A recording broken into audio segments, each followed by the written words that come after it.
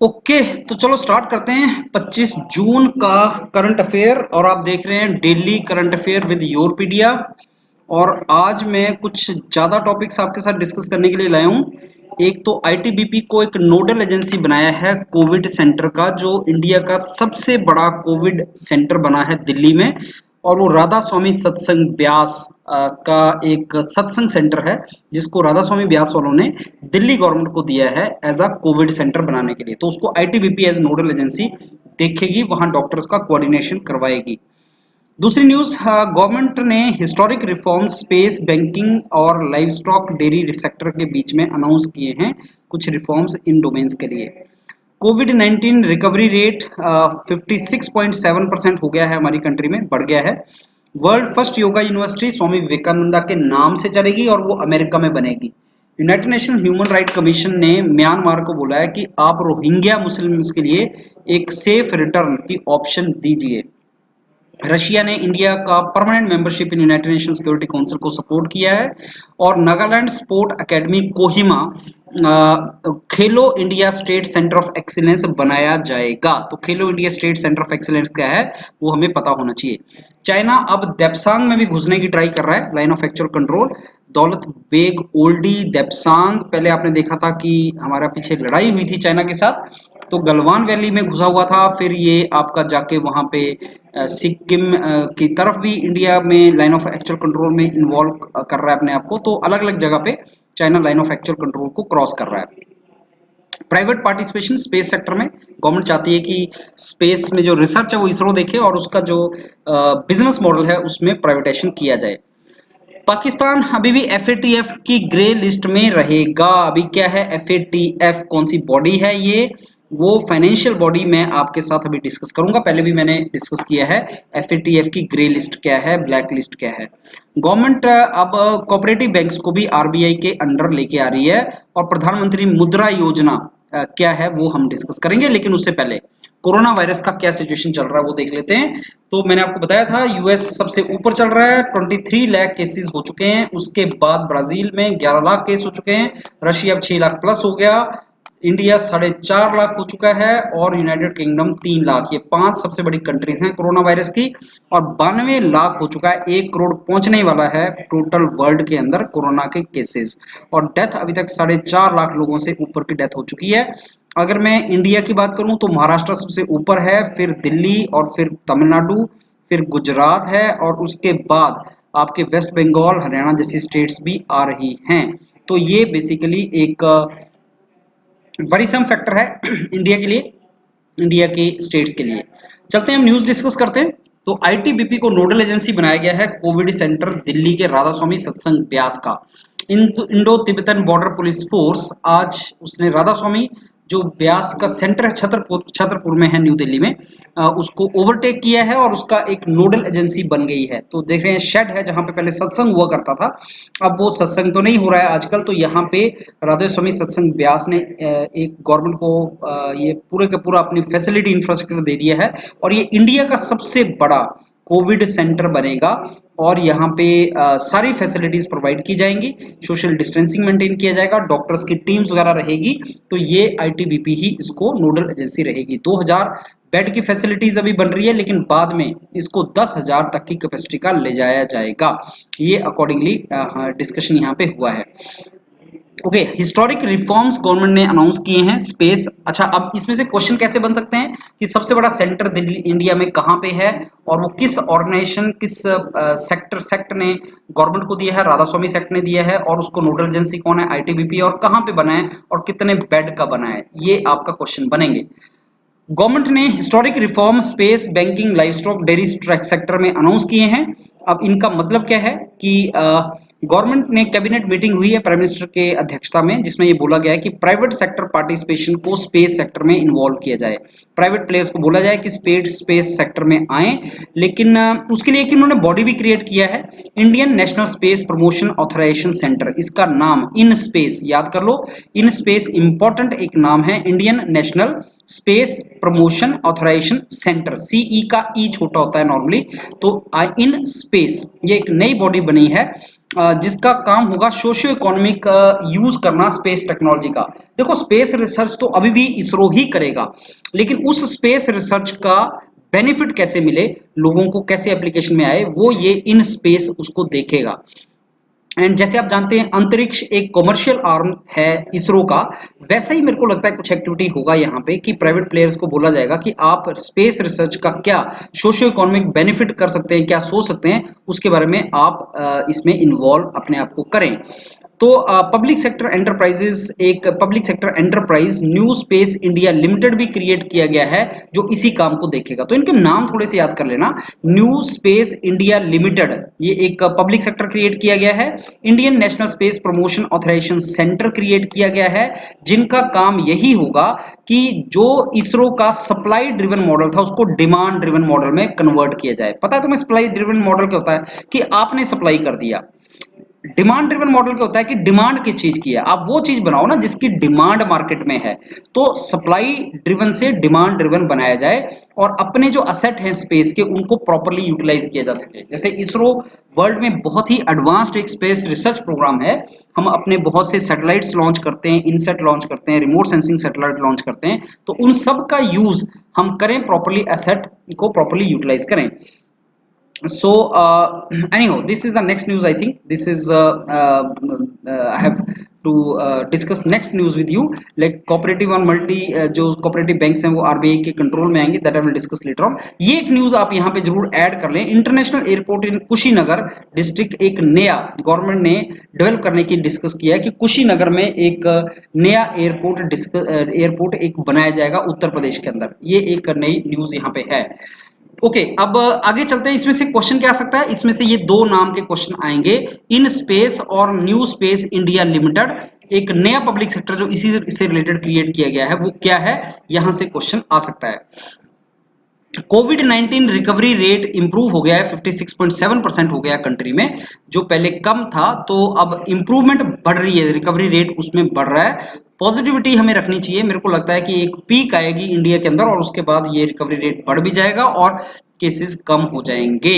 तो अभी 1000 लेबोरेटरीज हैं जिसमें से 730 गवर्नमेंट लेबोरेटरीज हैं, 270 प्राइवेट लेबोरेटरीज हैं जो यही काम करती हैं कि कोविड का डिटेक्शन किया जाए कि किस किस को कोविड पॉजिटिव है उसका पता लगाने के लिए। अब चलते हैं नेक्स्ट न्यूज की तरफ।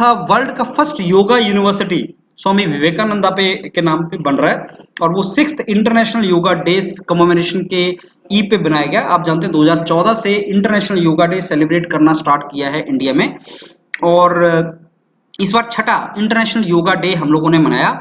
और इंडिया की पहली जो योगा यूनिवर्सिटी है वो लॉस एंजलिस में बनाई गई है, जो कई प्रोग्राम्स को लॉन्च करेगी जो योगा से रिसर्च से रिलेटेड प्रोग्राम्स होंगे।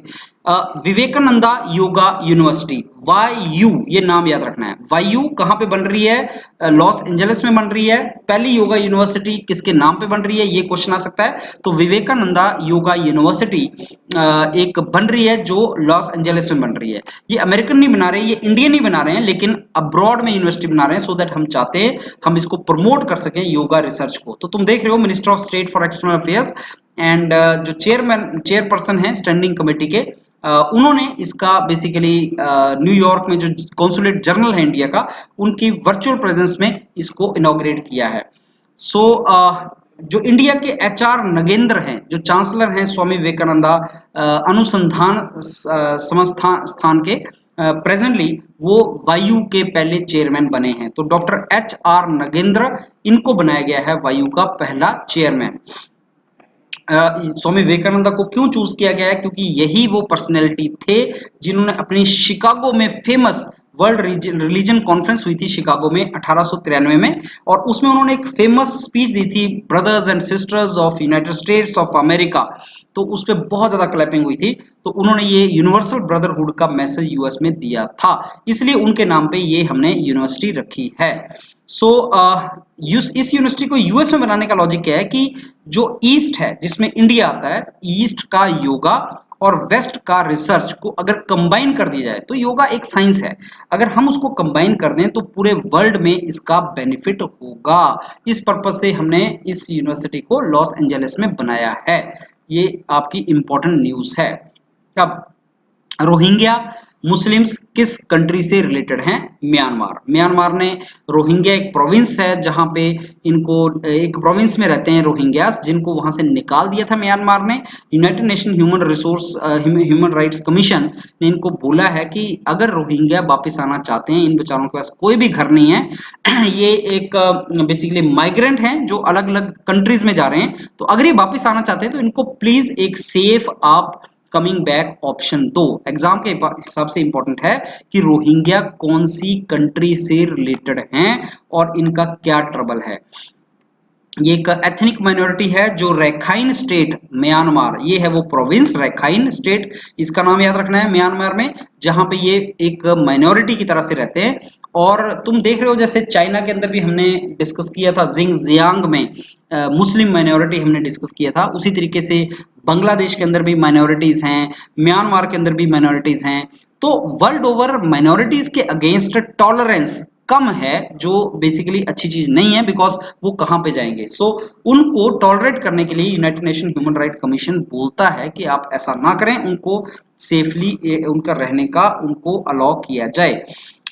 बेसिकली रैखाइन स्टेट पूरी की पूरी स्टेट में म्यांमार के अंदर आप जानते हैं मिलिट्री रूल बहुत ज्यादा रहा है, और आंग सांग सूकी म्यांमार की ही प्रो डेमोक्रेसी लीडर हैं जिनको बहुत साल तक हाउस अरेस्ट रखा गया, और म्यांमार में मिलिट्री जनता का रूल चलता रहा। तो उसी के चलते यहाँ पे रैखाइन स्टेट पूरी की पूरी में इमरजेंसी लगाई हुई है, और इन रोहिंग्यास को वो अपनी कंट्री से भगा रहे हैं, मार रहे हैं, जो अच्छी चीज नहीं है। ये देखो म्यांमार, और ये है रैखाइन स्टेट, म्यांमार की रैखाइन स्टेट। तो रोहिंग्या कहां दौड़ रहे हैं भाई साहब? ये देखो Malaysia, Indonesia, because they are the Muslim majority countries, तो ये मुस्लिम्स यहाँ पे जा रहे हैं। और यहाँ पे बांग्लादेश ने भी इनको कुछ अलाउ किया है, लेकिन बांग्लादेश और अपने आप भी एक काफी ज्यादा बेसिकली कंजेस्टेड एक कंट्री है। तो that is the news related to this.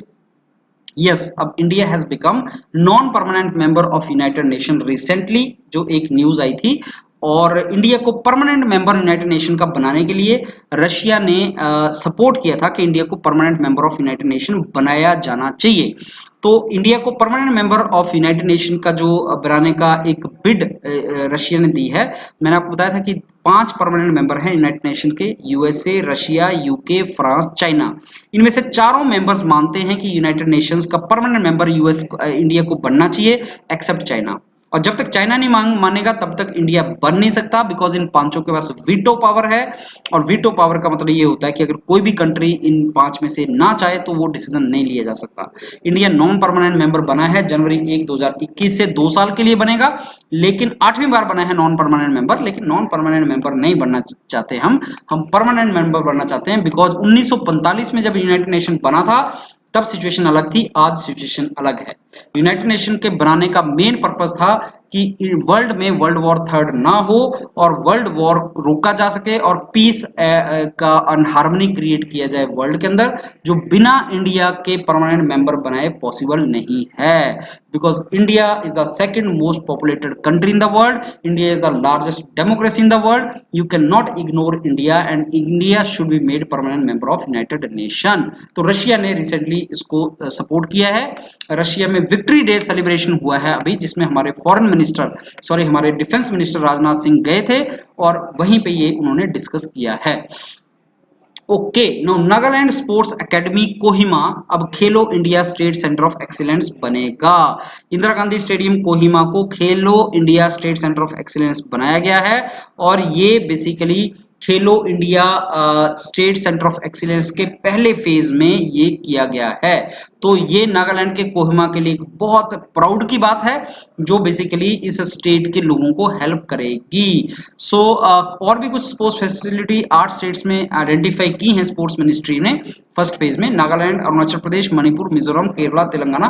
तो पहले फेज में इन स्टेट्स में यहाँ पे खेलो India State Centre of Excellence बनाया जाएगा, सो दैट गेम्स के मामले में इंडिया आगे बढ़े, that is the purpose. Okay, China अब भाई साहब घुस आया है देपसांग में। देपसांग कहाँ है? दौलत बेग ओल्डी के बिल्कुल पास देपसांग है। इस मैप को ध्यान से देखो, ये लाइन ऑफ एक्चुअल कंट्रोल पे है। गलवान तुम्हें नजर आ रहा है जहां पे इंडियन ट्रूप्स की डेथ हुई थी, ये अक्साई चीन का पार्ट है लाइन ऑफ एक्चुअल कंट्रोल में। दौलत बेग ओल्डी तुम्हें नजर आ रहा है, देपसांग प्लेन्स तुम्हें नजर आ रहे हैं।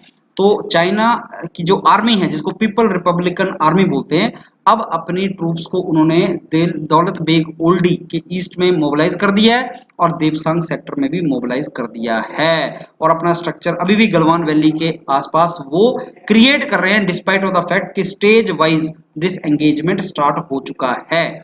ये देखिए लाइन ऑफ एक्चुअल कंट्रोल, ये अक्साई चीन है, और ये अक्साई चीन और सारे का सारा पार्ट ये लद्दाख यूनियन टेरिटरी का पार्ट है इंडिया का, और चाइना यहाँ घुसाया है, हमें इसको निकालना है। Daulat Beg Oldi Line of Actual Control, ये देखो इसमें मैप को जरूर रीड किया करो क्योंकि तुम्हारा ज्योग्राफी यहीं से तैयार होना है।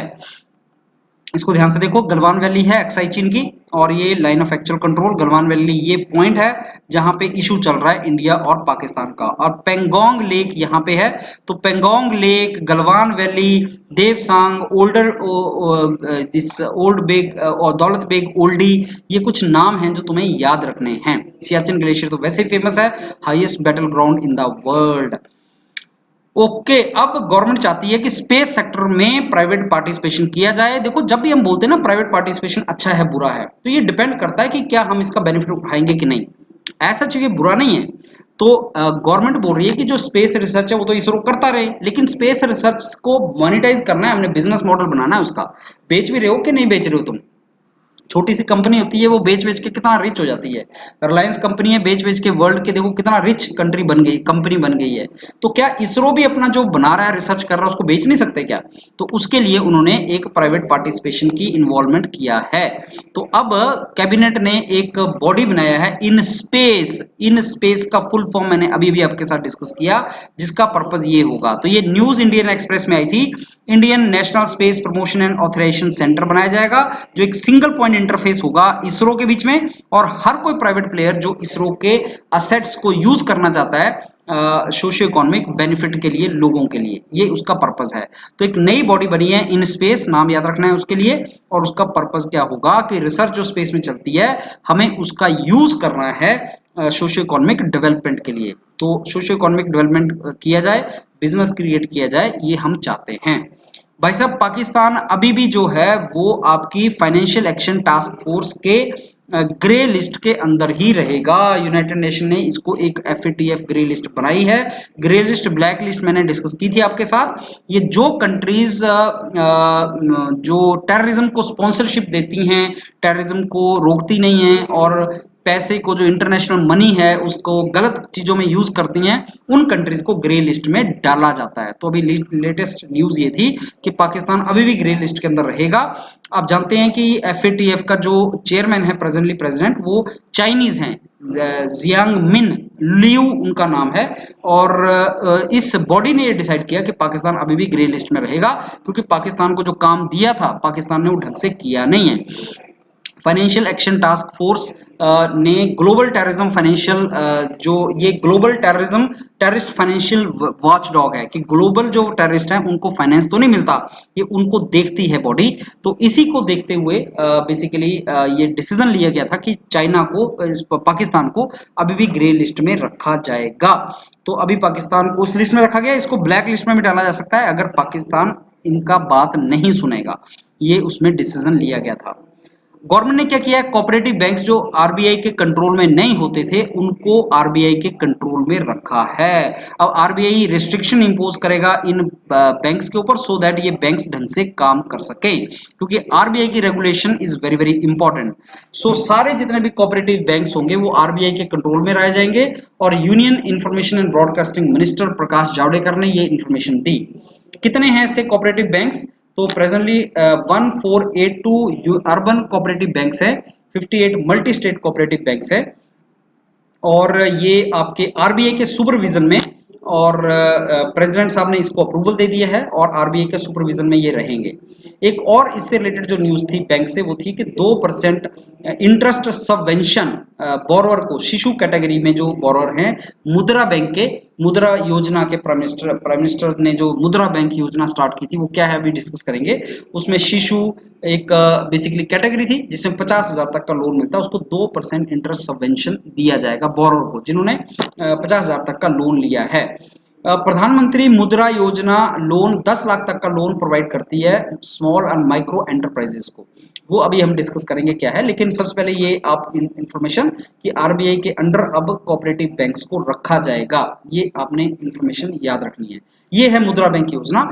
तो प्रधानमंत्री ने मुद्रा बैंक योजना जो स्टार्ट की थी, शिशु 50,000 रुपए का, किशोर 5 लाख रुपए तक का और तरुण 5 लाख से 10 लाख रुपए तक का लोन मिलता है इसके अंदर।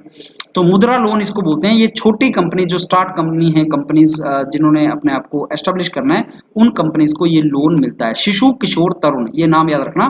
तरुण 10 लाख तक, किशोर 5 लाख तक, शिशु 50,000 रुपए तक।